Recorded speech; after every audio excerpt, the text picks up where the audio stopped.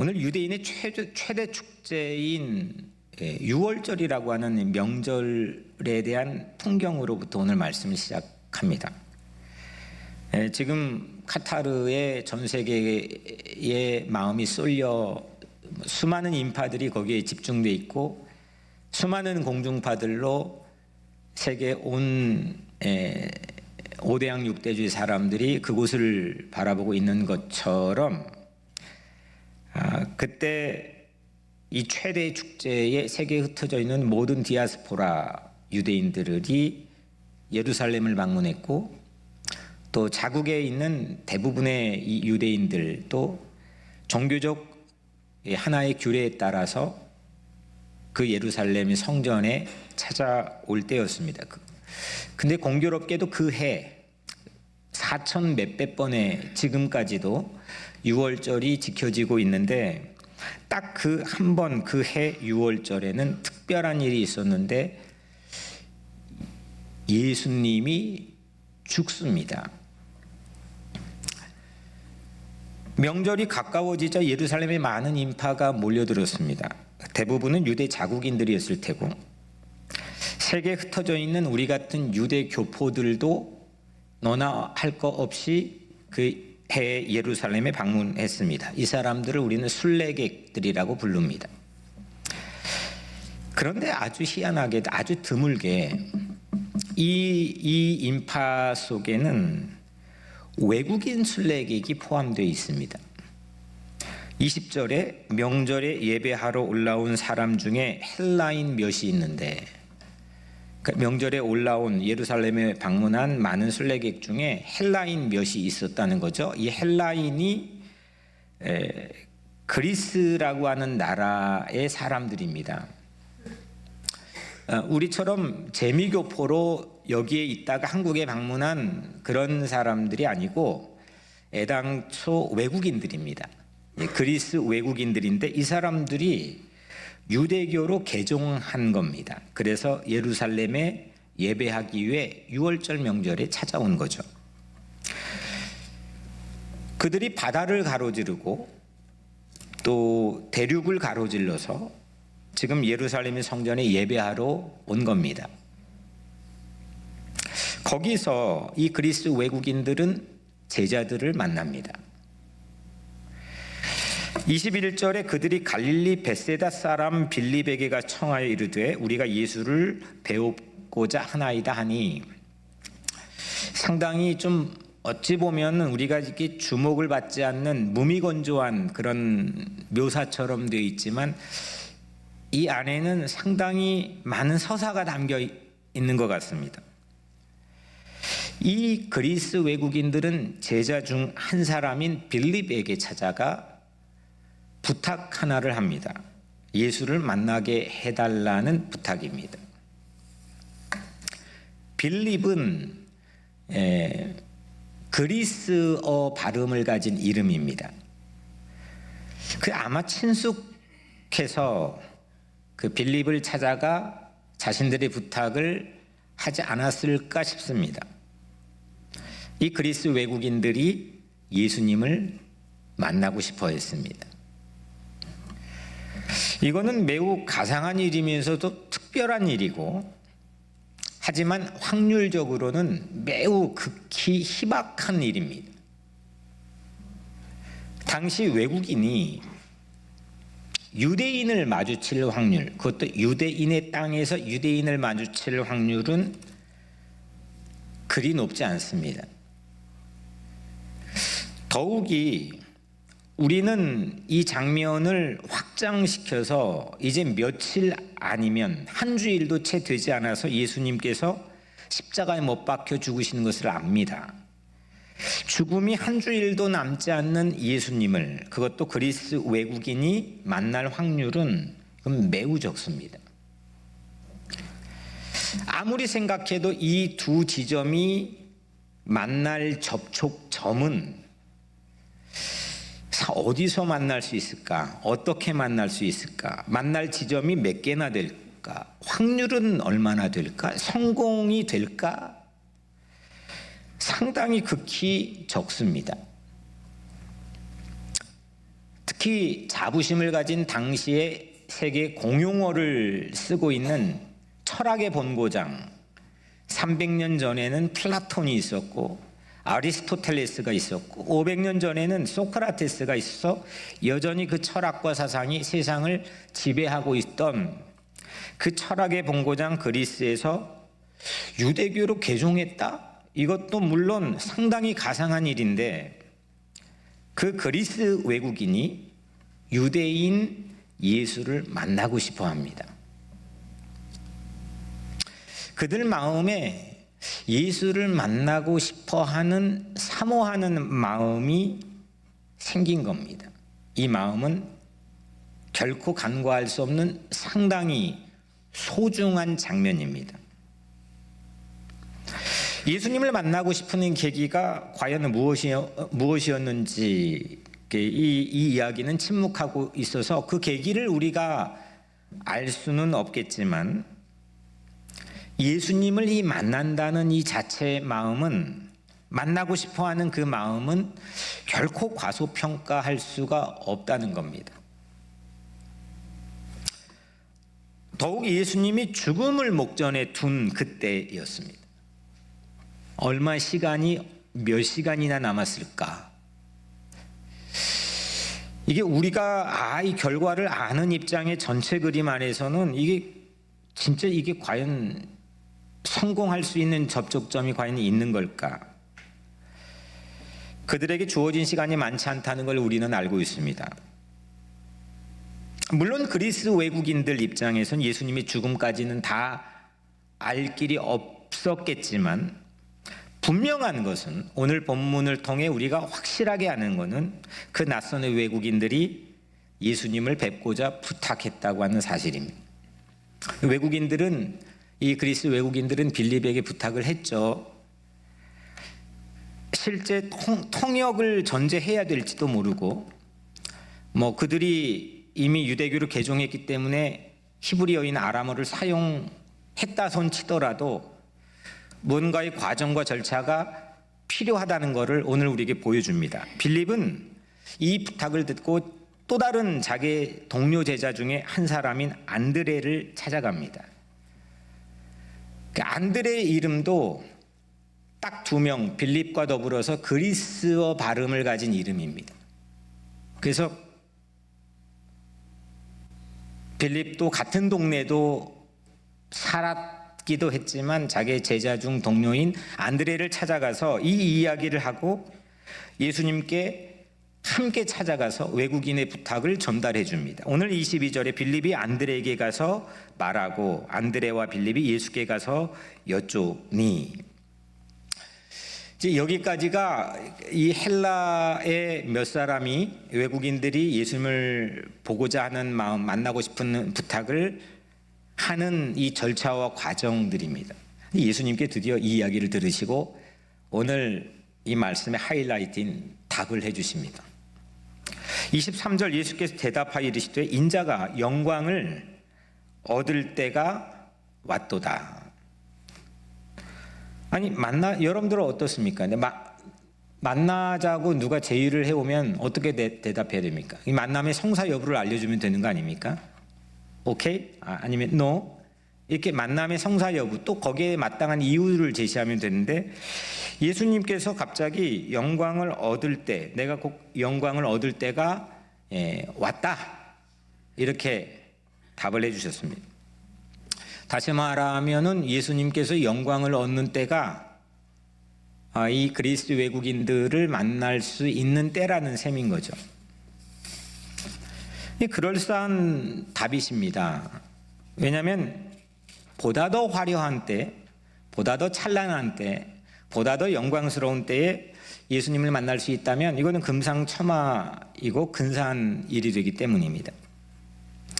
그런데 예수님께서 이 영광을 얻을 때라고 하는 것을 자연의 비유를 들어서 우리에게 말씀해 주시죠. 이 비유는 상당히 우리에게 익숙한데 이 비유를 다 알고 있는데 이 비유를 오늘의 전체 이야기의 맥락에서는 거의 생각하고 있지 못합니다.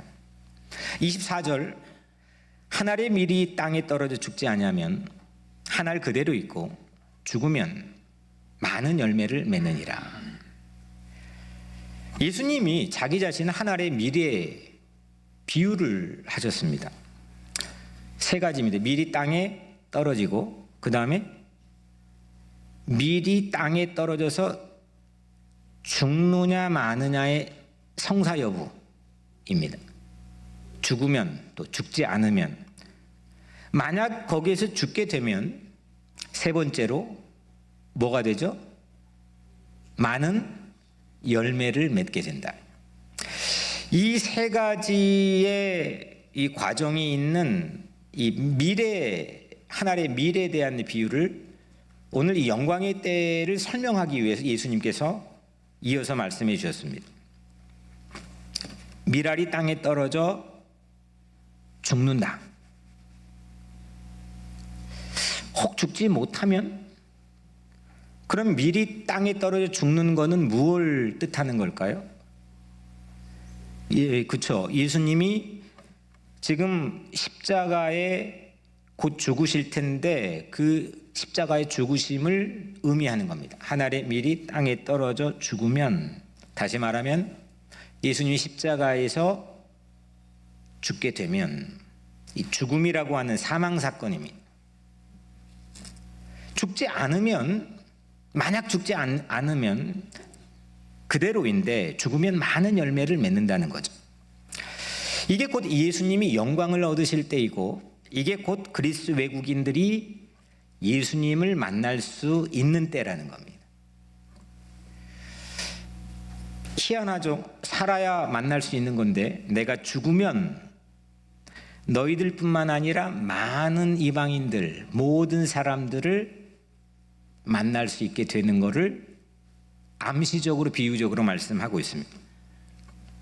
만약 예수님이 죽지 않고 그대로면, 지금 그냥 이렇게 만나면 외국인들은, 이 그리스 외국인들은 잠깐 순간을 보고 끝납니다. 그냥 대면하고 끝납니다.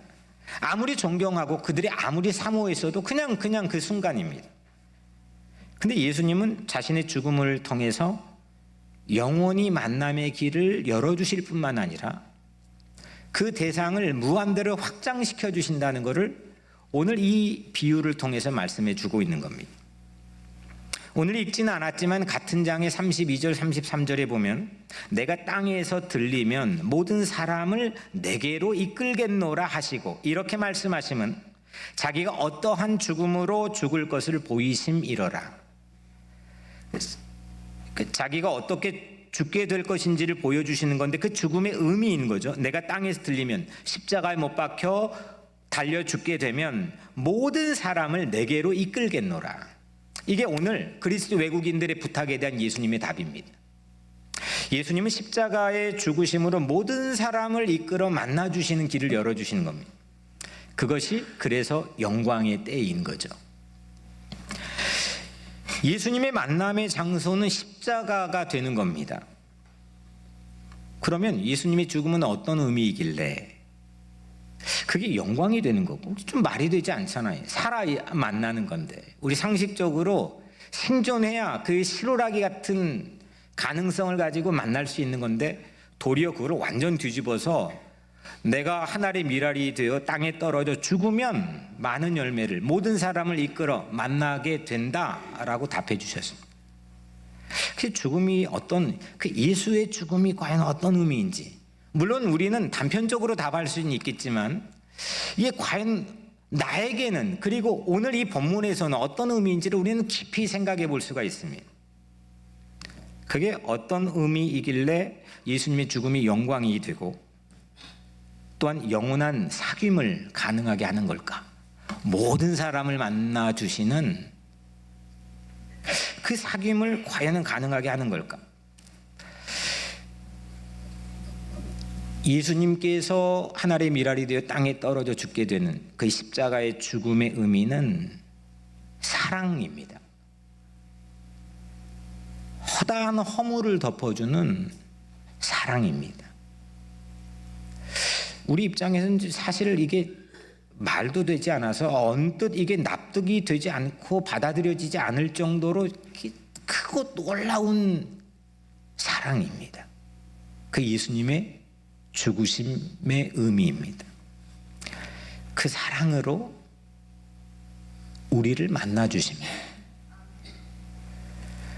일종의 사랑의 투혼을 예수님 발휘하셨습니다. 겟세마네 동산에서 가능하면 이 잔을 지나가게 해달라는, 이게 이제 게임이 이 정도면 됐다라고 하는 그 기도를 할 정도로 투혼이 필요한 그 상황에 예수님께서는 끊임없이 포기하지 않는 사랑을 예수님의 죽으심을 통해서 우리에게 보여주신 겁니다. 그 사랑의 죽음으로 이룬 사귐을, 예수님과의 교제를 우리는 누리게 되는 거죠. 이거를 그래서 오늘 말씀의 제목을 미랄 사귐이라고 불러봤습니다. 미랄이 땅에 떨어져 죽으시는 사랑, 우리 죄를 대속해 주시는 사랑, 그 사랑으로 예수님이 우리에게 오셨다는 겁니다. 아니, 우리가 부탁을 하고 우리가 찾아가서 우리가 기다리고 우리가 가슴 졸이며 마지막까지 투혼을 발휘할 부탁을 무시하지 않고 분명히 해야 되는 것은 맞지만, 이걸 다 뒤집어서 사랑으로, 죽음으로 예수님께서 우리에게 오셨다는 겁니다. 여러분과 제가, 저 전라북도 정읍의 촌구석에 태어났던 제가 여러분과 만날, 이렇게 매 주일마다 만날 확률이 과연 전체 그림을 펼쳐놓고 볼 때는 과연 얼마나 될까요? 기적 아닙니까? 여러분들이 가지고 있는 삶의 형편을 가지고 거룩하신 하나님의 아들이신 예수님을 진짜로 만날 확률이 과연 몇 프로나 될까요? 우리는 그 확률을 따집니다. 말도 되지 않는 일이라고 해서 그냥 포기해버리고 주저앉아 손 놓아버리는 경우가 허다합니다. 말은 내가 예수님 만나러 예배하러 가고 예수님 만나기 위해 그 은혜의 보좌 앞에 나간다고 하지만 진짜 그런 의향이 우리에게 있냐 이겁니다. 근데 그걸 가지고 손을 놓기도 하지만 때로는 가슴 졸이며 때로는 길티 필링을 가지고 그렇게 사는 우리의 부탁을 다 뒤집어 가지고 그 접촉점이 아니라 접촉면을 100% 무한대로 확장시켜 주신 게 예수님의 십자가의 죽으심이라는 겁니다. 놀라운 거죠. 이게 복음입니다.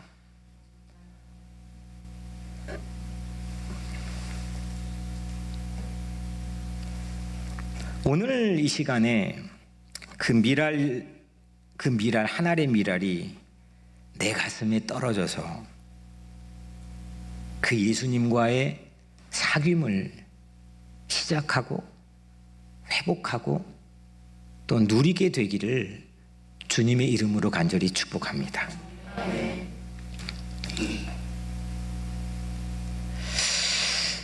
외국인들이 만날 확률은 극히 적지만 한국이 9%, 12%, 지금은 20몇 %.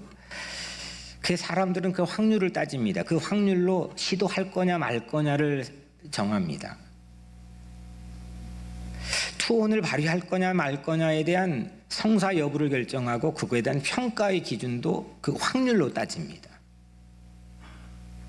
실제 외국인들이 예수님 만날 확률은 극히 적었습니다. 하지만 예수님은 그 미랄 사랑으로 만날 접촉면을 무한대로 확장해 주셨습니다. 그래서 성경에는 누구든지라고 하는 anyone, 누구든지라는 말씀을 수도 없이 우리에게 쏟아부어 주고 계십니다. 누구든지 주의 이름을 부르는 자는 구원을 받으리로다. 요한복음 7장엔 누구든지 목마르거든 내게로 와서 마시라. 정해놓고 규정해놓는 그룹이 없습니다. 누구든지. 예수님은 실제 십자가에서 마지막 호흡을 몰아쉬고 운명하신 순간 놀라운 사건이 동시에 그 예루살렘의 현장에 일어났는데, 예루살렘의 성전 안에 지성소를 가로막고 있는 하나님과의 유일한 미팅 장소로 여겨졌던 휘장을 둘로 나누셨습니다. 새로운 사귐의 문을 열어주셨습니다. 그래서 우리가 알고 있는 말씀처럼 우리는 그때부터 은혜의 보좌 앞에 담대하게 그 지성소에 누구든지 나아갈 수 있는 권리와 능력을 얻게 되었습니다. 요한계시록 안에 이 말씀은 내가 문 밖에 서서 두드리노니 누구든지 내 음성을 듣고 문을 열면 내가 그에게로 들어가 그와 더불어 먹고 그도 나와 더불어 먹으리라. 아멘. 아니, 우리가 가서 부탁을 해야 될 처지로 시작을 했습니다, 오늘 이야기는. 그런데 이걸 완전히 뒤집어서 예수님이 우리 문 밖에 서서 두드린다는 겁니다. 그리고 누구든지 그 음성을 듣고 문만 열면 내가 그와 더불어서 그 안에 들어가 그와 더불어서 먹고 그도 나와 더불어 먹게 될 것이다 라고 하는 약속의 말씀을 우리에게 주신 겁니다. 새로운 사귐입니다. 세상에는 없는 새로운 깊은 사귐의 문을 열어주셨습니다. 미랄 사귐은 예수님이 우리를 기다려주시는 겁니다. 예수님이 우리를 찾아와 주시는 겁니다. 누구든지 포기하지 않으시고 사랑으로 우리를 기다려 주십니다. 여전히 오늘 또 아마 이 시간도 여전히 여러분들 곁에 바로 옆에서 여러분들의 마음의 문을 노킹하고 계실 겁니다. 우리가 이 시간에 믿음으로 우리 마음의 문을, 어느 일정의 문을 열기만 하면 그분은 우리 안에 들어오시고 새로운 사귐을 시작하게 됩니다. 그 예수님과의 사귐을 해본 경험이 있는 사람과 그렇지 못한 사람은 아주 큰 차이가 있게 됩니다. 오늘 더불어 먹게 되는 사귐을 여러분들 모두가 누리게 되기를 축복합니다. 마지막으로 이 그리스 외국인들이 예수님을 만나는 길은 결국 예수님께 죽음으로 사랑으로 열어주셨다는 걸 여기까지 살펴봤습니다. 이런 사귐을 오늘 우리에게도 적용을 합니다.